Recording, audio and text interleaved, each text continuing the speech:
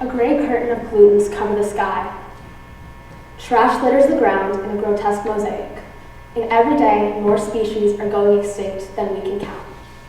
This is our future if we don't make changes to the materials we use in our everyday lives.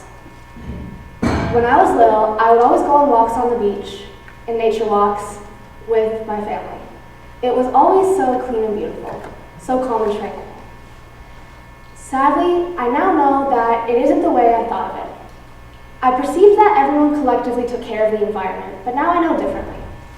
We live in a culture heavily relying on convenience, a throwaway culture of sorts. With the rate we're going at, I might not be able to have the same experiences with my children that my parents got to have with me. Now, which world would you rather raise a family in? This world or this one? Every year, about 8 million tons of plastic escape into waters from coastal nations. Let's look at how that directly impacts our aquatic life. This pregnant sperm whale washed up on the shore of Sicily dead with 49 pounds of plastic in her stomach.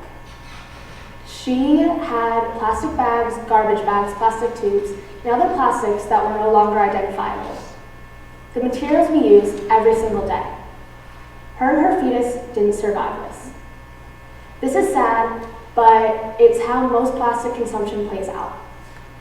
Now, the next example I'm going to show you is the most grotesque example that I've personally ever seen. This gray seal died due to strangulation and eventually decapitation of 77 pounds of plastic. Even if he didn't die due to that, with 77 pounds of plastic around his neck, he would have died due to not being able to swim or dive. This is a terribly gruesome way to die that no human nor animal should ever have to endure. In addition to killing innocent animals, plastic also emits major carbon emissions.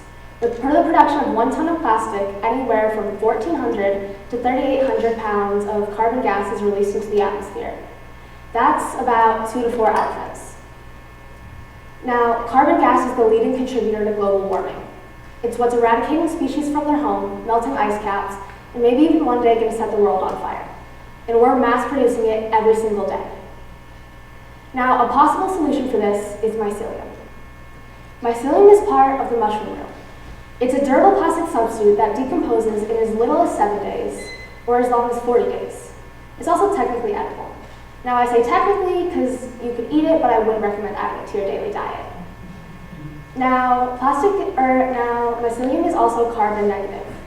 This means that it actually takes carbon gas from the atmosphere and turns it into carbohydrates, nutrients for the soil.